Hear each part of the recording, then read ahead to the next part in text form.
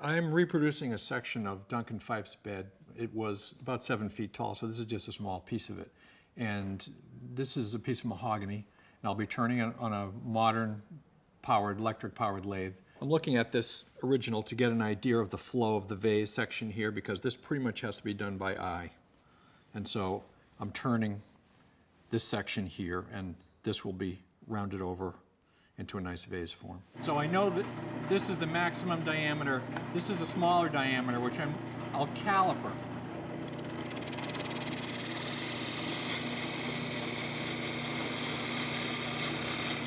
I'm shaping the vase with a gouge.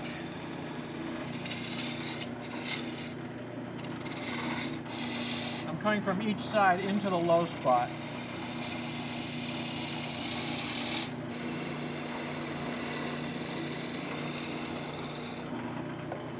This is the skew chisel, and this will take the last few little bits of the gouge tool marks away.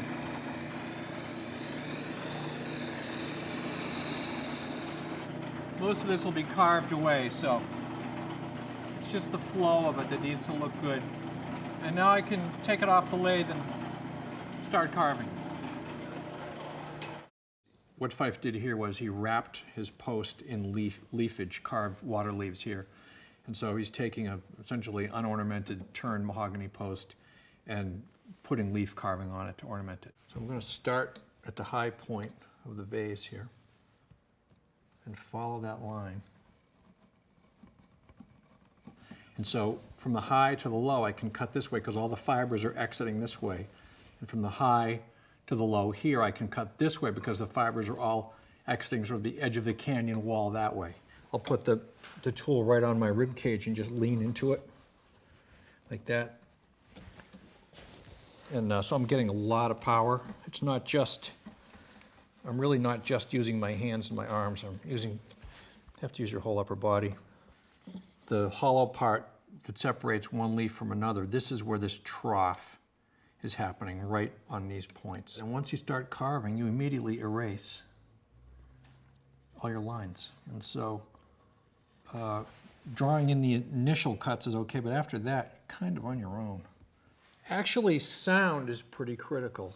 I will be listening for it to start snapping. If it starts to make a snapping sound, it means that I'm running into oncoming grain and I want to turn around and come the other way. Because you do get into a certain rhythm and a certain motion that's repeated. And it's a lot easier to do those repeated cuts,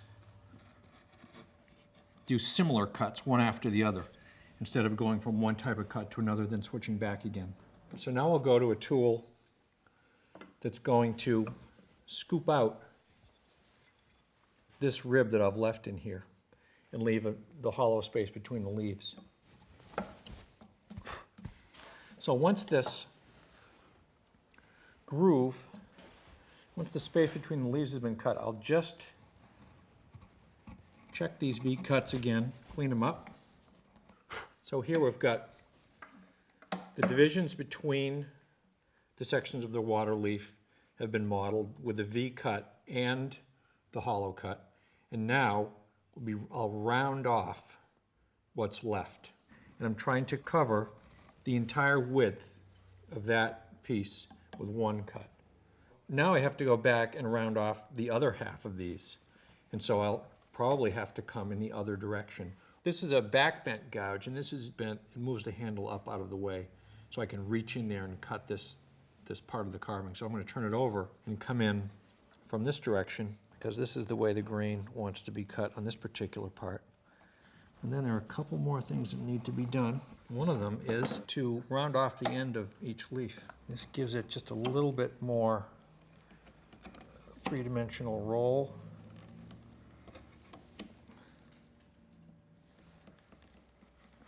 See the rhythm I just got into doing all those one right after another? Chop, chop, chop. You don't want any straight surfaces anywhere. That's kind of my mantra with carving, especially Rococo stuff. I mean, there's no straight line anywhere. The last thing I do is to round off this rib, and then we're just going to detail this rib a little tiny bit. Another instance of where this tool might sit in the drawer for 90% of its life, but every once in a while, it's the perfect tool for this job. So that's rounded over. And now what he did was take a cut from right about here. And I've got to go in two directions because the grain switch is right here. So I'll do the top half of it from here up, there, and the bottom half from here down.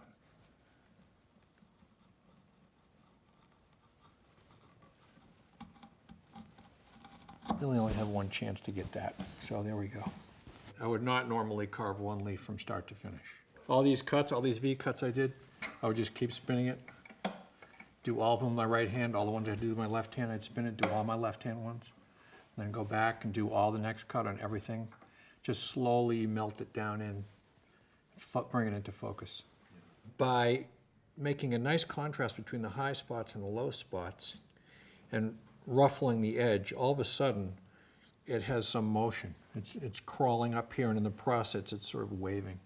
And by making these deep cuts and then rounding these off, it gets a little rhythm going, and it breaks up this turn post. So you've got this stark turning here, and then all of a sudden you've got leaves wrapping around this. So I think you get a lot of the power in the contrast between carved and uncarved.